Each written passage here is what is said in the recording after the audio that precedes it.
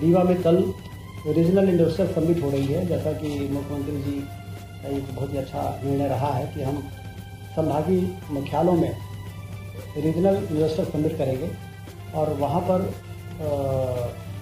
जो उत्सुक लोग हैं उनको वहाँ बुलाएंगे और वहाँ के पोटेंशियल के बारे में उनको वहीं पर चर्चा होगी।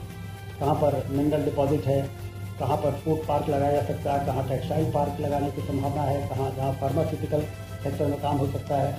हमारे विंध्य में आप जानते हैं कि सीमेंट का हब है, वो 40 मिलियन टन सीमेंट बनती है, 15,000 मेगावाट कोयले से बिजली बनती है।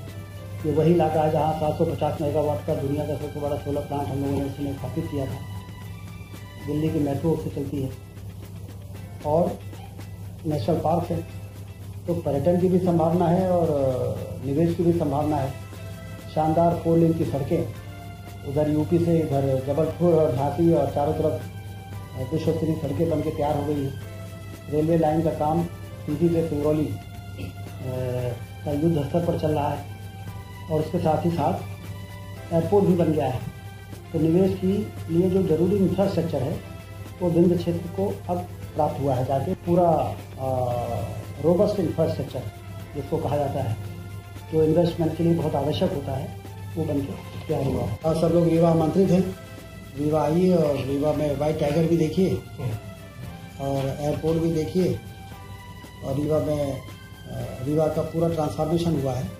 तो यदि आप लोग 10-15 साल पहले जो गए हों तो उनको तो बहुत फर्क दिखेगा। और इस इन्वेस्टर समिट में अच्छी तैयारी की गई है।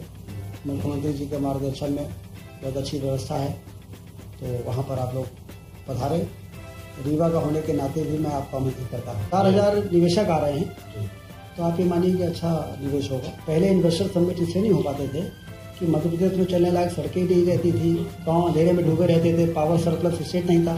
आज सबसे पहले हमने इसको पावर सरप्लस स्टेट बनाया, 4 लेन से सभी संभागीय मुख्यालयों को जोड़ा और सिंचाई के नहरों का जाल बिछाया, आम आदमी की ट्रेन कैपेसिटी बढ़ाई, इससे व्यापार बढ़ा है। तो उसके कारण जब हमने मध्य प्रदेश की मार्केटिंग की तो मध्य प्रदेश के पोटेंशियल के बारे में लोगों को मालूम पड़ा। तो जब ये होने लगा तो आप देखिए वॉल्वो आयशर ने 7वां प्लांट लगाया है मध्य प्रदेश में। ऑटोमोबाइल के इतना बड़ा सेक्टर है। रिन्यूएबल एनर्जी में रीवा में यदि 750 मेगावाट का 4,500 करोड़ के निवेश में सोलर प्लांट लगा, तो ये हमारे जो प्रचार प्रसार है उसी के आधार पर तो लोग यहाँ पर आए। तो सीमेंट और पावर प्लांट हमारे अब रीवा में सीमेंट बनती है, सिंगरौली में पावर बनता है, तो वहाँ कोयला इतना है, लाइम स्टोन इतना है, बन रही है।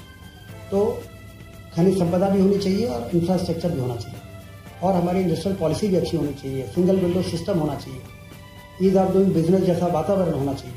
अब ये इन सब के बाद आपको ध्यान होगा कि इंदौर में ग्लोबल इन्वेस्टर समिट होता था, एक बार खजुराहो में भी हुआ था, लेकिन ये पहली बार ऐसा हो रहा है कि हम संभागीय स्तरों में रीजनल इंडस्ट्री कॉन्क्लेव कर रहे हैं और इसके इतने अच्छे परिणाम हैं कि रीवा के पोटेंशियल के आधार पर हम रीवा को फोकस करके बात कर रहे हैं। तो लोगों को खींचने में, आकर्षित करने में हमको ज़्यादा आसानी है।